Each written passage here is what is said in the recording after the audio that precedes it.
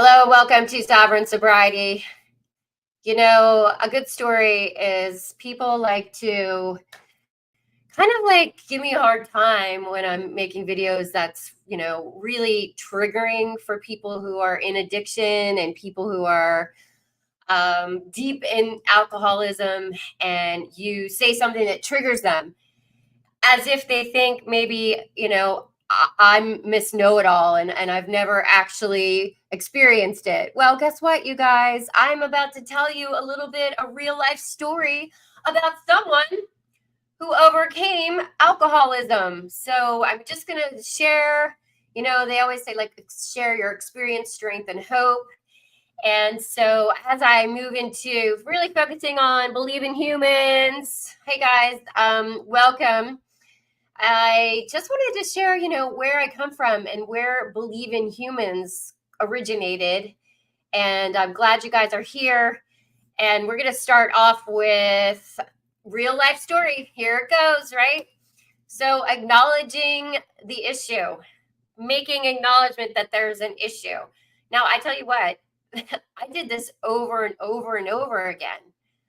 And I guess, I wasn't really willing to make the decision to change.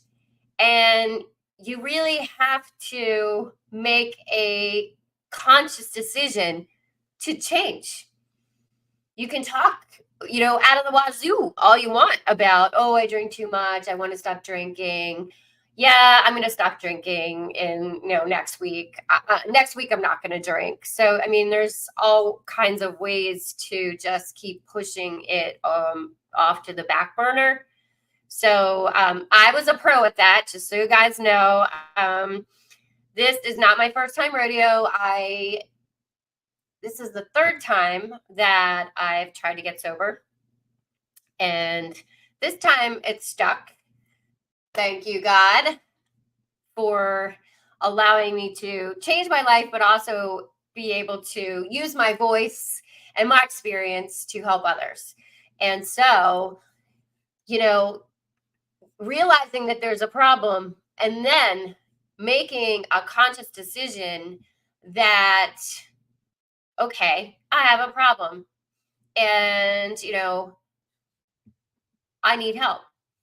But it could just be the discussion, it might be just discussing the topic, as you start to kind of like unravel the ball of yarn that you've tightly knit up, that you're so like, you're probably in the middle, right? You're like this little atom in the middle of this tight ball that you've woven yourself around to create this false life. Because most likely, if you drink too much and that's ruling your life, you're living like a pretty fake life. I know all about it. Yep. But at some point, it's really beneficial to seek help. So the first time that I got sober, I did not seek help. I bought a book. It might be on my... No, it's not. Okay. How to Quit Drinking Without AA. Okay. Well, that... I don't even think I made it through the whole book. I probably was sober a couple days, maybe a week. I was young. So I knew I was an alcoholic by the time I moved to New York City. So by the time I was like 21, 22, I was in the thick of knowing that I was, but definitely was not willing. Oh, and the doctors had told me even before that, like, your blood pressure is really high. You should stop drinking. And I think even gave me that prescription that's supposed to like make you sick. But I was like, ew, this makes me feel horrible. I don't want to take this. So there's no easy way out, in my opinion, other than really, really facing the situation head on and facing your darkness, and where there's so much room for healing and so much room for growth and for you to really live your best life. So seeking professional help, therapy, counseling, support groups. Now, one thing I would say is if you are kind of toying around with the idea that like you might have a problem and maybe you drink too much, go to an AA meeting. Nobody's, it's like, I know it sounds scary. It's just not. really, we're all humans, we're all people, and we all have our crap. So it might be drinking, it might be, there's might be you're a narcissist, it might be you eat too much, you have a shopping addiction, you gamble, it might be who knows, right? So we're all here doing the best we can with what we've got. Okay. So give yourself a pat on the back right now that good job. You're doing the best you can with what you got. So thank you for showing up today. Be grateful you woke up today. And for are these crooked or are these just like I don't know, over there? It looks weird. Okay. So if you seek help, then that's definitely helpful. So check out a meeting. Like do you know anybody who goes to meetings? Like just say, hey, I want to check one out. Or you can go to an Al-Anon meeting, which is for like members of the family of an alcoholic. Now it's funny because I've listened to, I think, books or different material, and a lot of people who go to Al-Anon end up realizing like they have a problem. So really interesting. You want to put everything on somebody else. But if you have a problem with somebody else, then most likely you're just projecting like what's that problem within you. So seeking out learning more support. Now counseling is great. So multiple times, let's see, the first time I didn't do anything, I got the book. The second time I was in a program, like a counseling program, and wasn't going to AA meetings. I thought that this online program and speaking with a therapist was going to work. So it did for a little while, but I wasn't getting enough support, and it was from afar. So there wasn't that community and face to face. Really, it was like phone calls, and it was material, and I was doing work, so it was beneficial. Don't get me wrong. There's a lots of ways that you can get sober, and honestly, like my take now, which I believe that in this new Believe in Humans community, that's going to be a monthly group. So group coaching, meditations, movement like yoga or breath work. So that community, the link is in this video. So you can join that. It's $20 a month, and it just started. So you can be one of the founders of the first members of that group, which is cool. So I can't wait to see who the first person is to like cha-ching it, it's $20. I know you can cancel whatever at any time, right? Okay.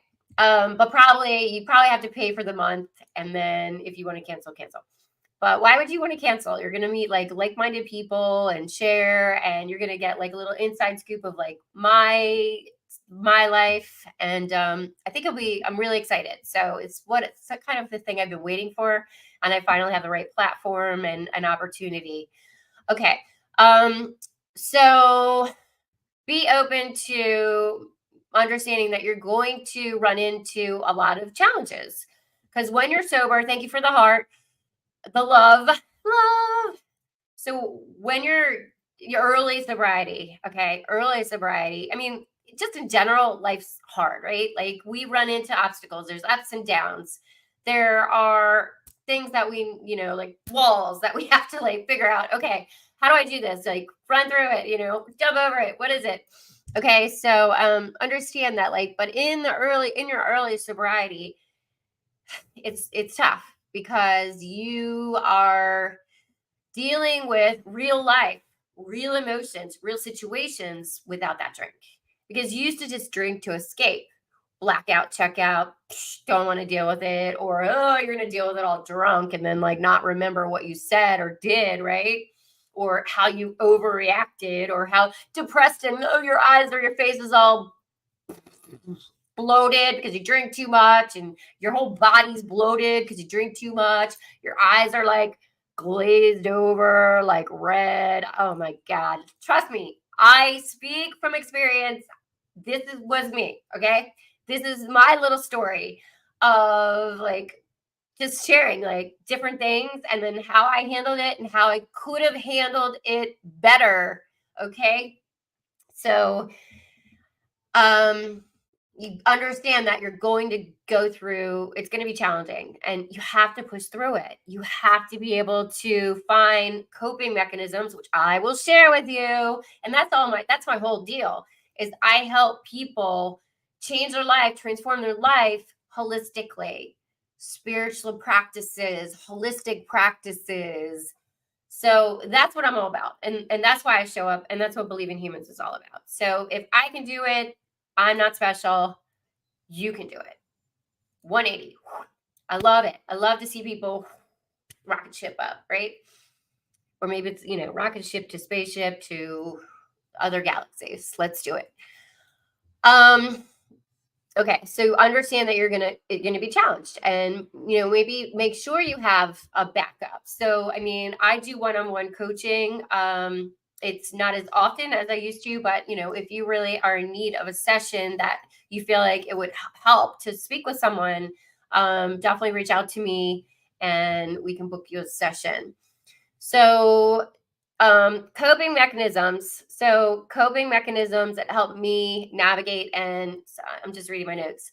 The challenges and the cravings. Okay. So for me, the coping mechanism was this time that it worked was going to 90 meetings in 90 days. Literally, everyone said that's what works, and I didn't want to do it, but I did want to do it because I really wanted to finally get sober. I wanted to live a happy life. I wanted to change my life. I wanted to be a good mom. I wanted so much more than what I was living. And I was living really depressed and definitely not healthy. And I was yo-yoing. So I would be like healthy and then relapse, and then healthy and then relapse. And then I was trying to like balance it, but you can't.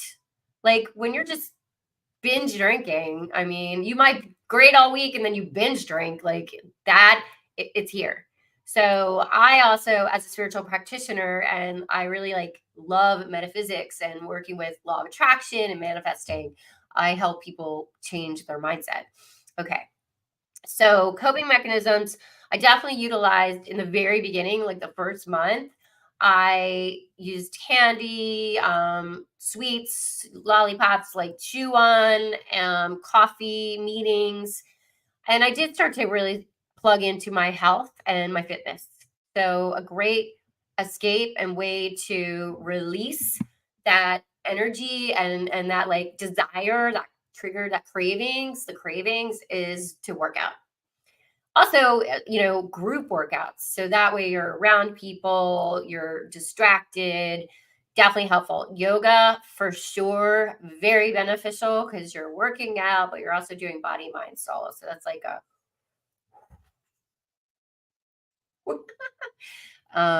experience. Yes, it's that experience. Okay. Um, so I really think that this third time, three times a charm, the third time around, I shared my story. And people told me, you're sober now, like it's like 30 days. You're sober now. You don't really need to like share your story. But I actually did need to share my story. I did need to share my story. I needed to share like this is what I'm going through. And this is what I was going through. I was an alcoholic. I drank like all the time. I would go to church, come on my way home, I'd buy a bottle of champagne or two. I drink a whole bottle of champagne and then go running a mile or 2 miles. And it was super toxic lifestyle. Okay.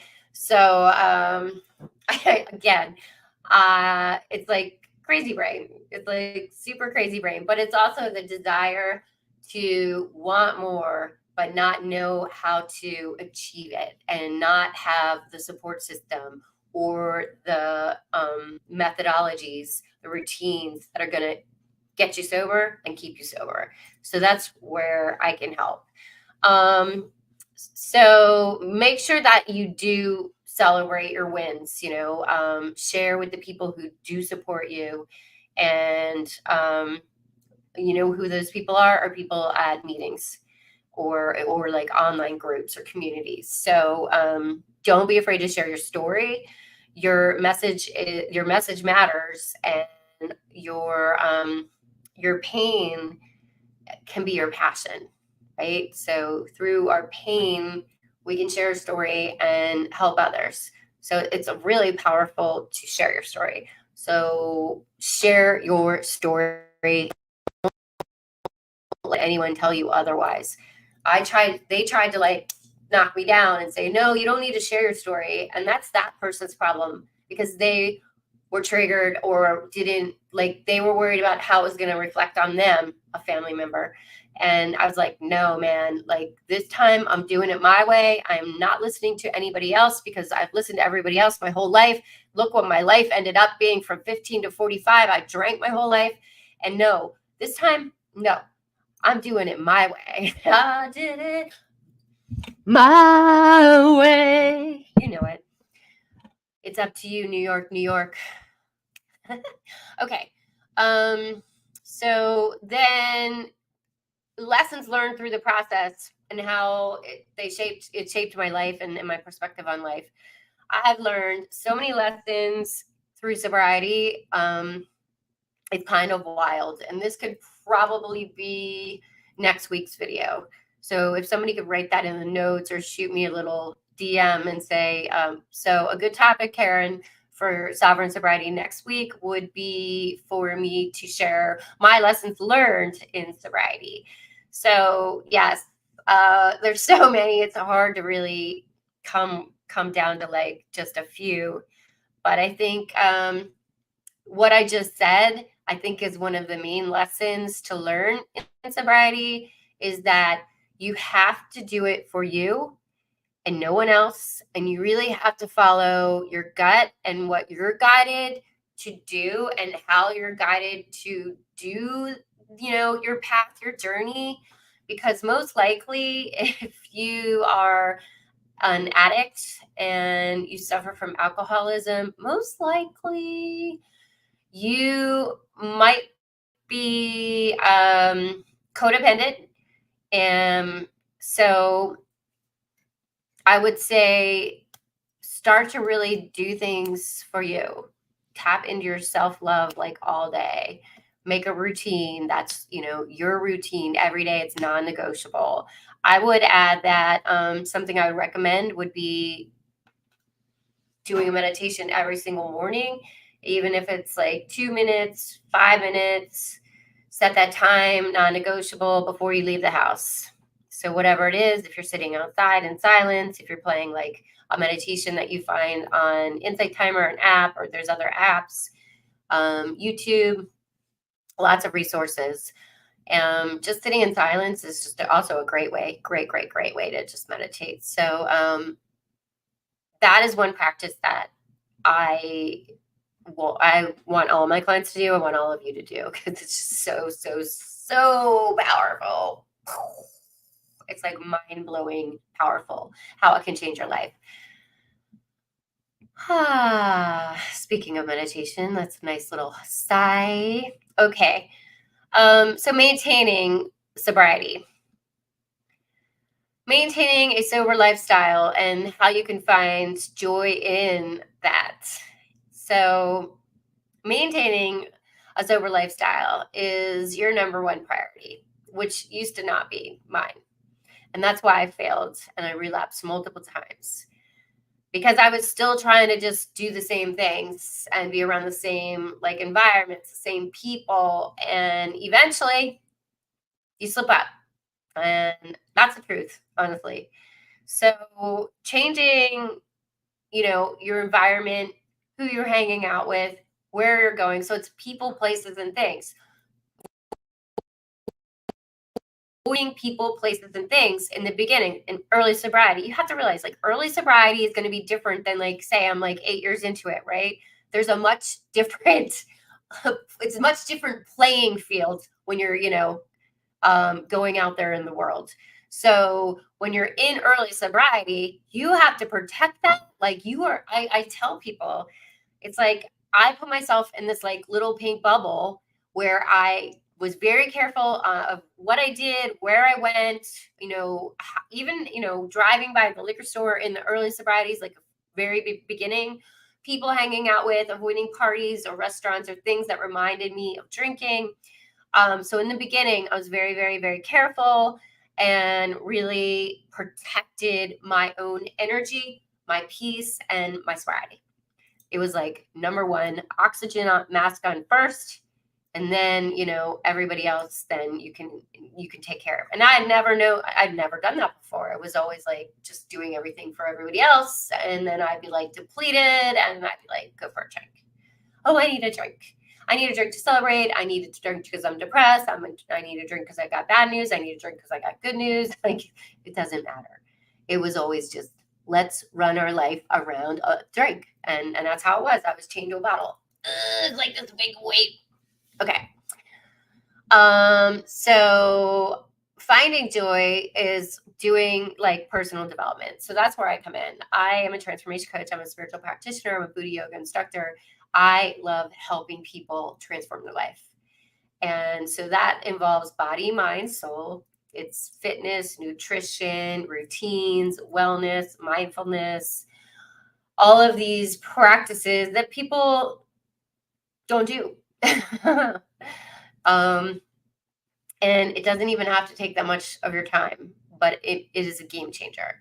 So those are really important as far as maintaining your sobriety. And then finding joy is really finding the people that support you and that aren't going to be like, well, I don't get it. Like, why can't you have like one beer?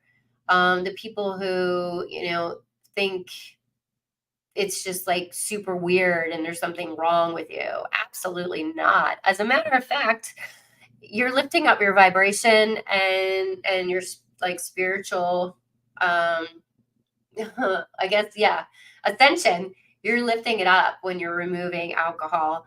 Alcohol is it's what is that thing? Alcohol. What is that? I can't think of it. Sorry, I'm gonna move on. But it's toxic. It really messes up your energy and your vibration, your everything. Really, it's not good. It's like poison. Alcohol is like poison, in my opinion. Even if you can have a drink or two, I think it's poison. It's not good for you. I wouldn't ever. Yeah, I love my life so much, and I find so much joy in my life now that even if I could drink like a normal person, I wouldn't even want to. So I hope that helps you when you go to make a choice where you feel like you have to have a drink. I think the one thing, it's peer pressure and it's being around environments that you always had a drink or people that you always had a drink with, and you feel awkward saying like, oh no, can I just have a water? But there's nothing wrong with that. And it is, I'm sorry, but like it's socially acceptable to go anywhere and not order a drink and just have water. Pregnant women, they have water. Like, why can't just a normal person have water? Okay, so that should be just acceptable. And then the thing about like getting sober is that you set an example that if you like believe in humans, if I can do it, you can do it. Anyone can do it. I'm not special.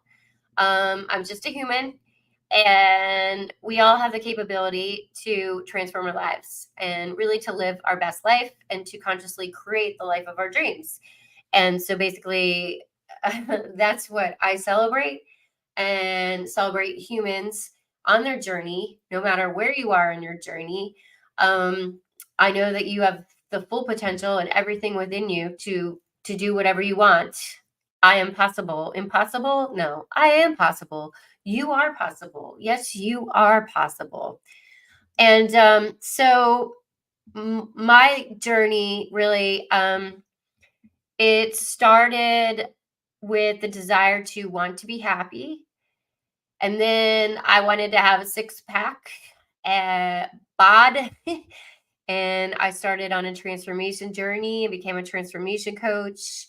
I got that six-pack. I lost a bunch of weight. I became a transformation coach. I won $1,000. And then I also started on my spiritual practitioner journey. That was 2.5 years to get that particular certification. And then also during that time, I was also doing my Buddha yoga certification. So basically, the summer of 2020, I had my transformation coaching certification for a while. That was 2016 of May. And then 2020 summer, I became a spiritual practitioner, religious science spiritual practitioner, and a Booty yoga instructor. And so my mission, honestly, is to continue the spiritual journey. I'm a student for life. Do working on a certification for 200 YTT for yoga, meditation, and also a metaphysical university, that program that I'm in. So I just continue moving forward and wanting to learn and help others on their journey, and to, live the life of their dreams and consciously create and really just like change their thinking into like a really high vibrational energy. Because we're all one, so as we lift up our vibration together, it just like trickles through and we can help others. It's really cool. I think that as far as, tips for you guys, and strategies, I would say really start to get really clear on what you desire, what you want your life to be, and how you're going to plan your sober path journey. Because it does need some thought. It really has to be like deliberate and intentional. Because I tried it the other way and really no. So even if you have to plan it out a few months, like, or 6 months, whatever it is, like I was January 1st. So I was like waiting for the holidays to end. January 1st, that was it. So that's my sober date. That worked out pretty well for me. But whatever, however you do it, I would say plan it out and make sure you have all the support system that you need ready and lined up. And that might be counseling as well, or group counseling, that kind of thing. And share your story. I would say that was one of the most powerful things that I did, was starting to open up, because that was that's a healing modality, is, actually sharing something that you've been kind of like you felt shame about. And then all of a sudden, like starting to share it, that's just like healing. That's letting it out. So when we let that out, then we're able to heal and to move on and to live our best life. Believe in humans, right?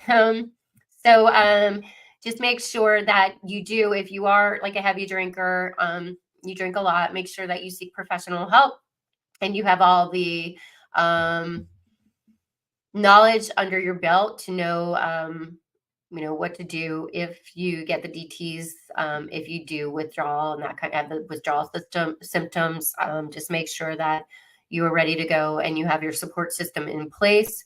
I never had anything like that. I didn't even go to a detox or anything. So yeah, I didn't go to detox, and I was a heavy drinker. So anything's possible. Just make sure that you are, seeking out help, professional help, making sure you have everything in place, you have it planned out, and you really, really know what you desire moving forward, because you can have that life. You really, really can. And that's why I show up, because I want people to live their best life and to be happy and to have that inner peace. I was in so much turmoil most of my life and depressed and chained to the bottle.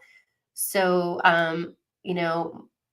having that inner peace and joy and a great support system and love and great friends who aren't just like your drinking partners, they're actually friends who care about you, is a beautiful thing. And you can find lots of AA communities and different groups and different outlets, spiritual community, believe in humans. So that group, like I said, also, if you like this content and enjoyed this content, you want to see more of Sovereign Sobriety, make sure to click like and subscribe and follow and share this if you think this message will help somebody who is sick and struggling. It might help somebody out. So even if they see some of my other stuff, there is a playlist that I have for Sovereign Sobriety on YouTube. So if you do know someone that this information would be helpful, you can send them to that playlist on YouTube called Sovereign Sobriety, and it's a podcast. Okay, guys. And yes, Believe in Humans community is starting. I just created it today, so I'm super excited. That's $20 a month. There'll be group coaching once a week, meditations. You'll get the inside scoop, and also we'll probably do some yoga, movement. I'm just excited to create the group, like-minded people, and really just lift each other up and support each other and do some cool stuff together. If you have any questions about that, you can message me, or you can always send an email to info@believeinhumans.com. Everything's shifting over to Believe in Humans. So if you happen to be watching this on like any of my pages that are Karyn Kane that haven't been shifted over to Believe in Humans, switch over to Believe in Humans. I'm in the process. So it's pretty exciting times. Happy Wednesday, and have a great rest of your week. And I will see you guys soon. Bye.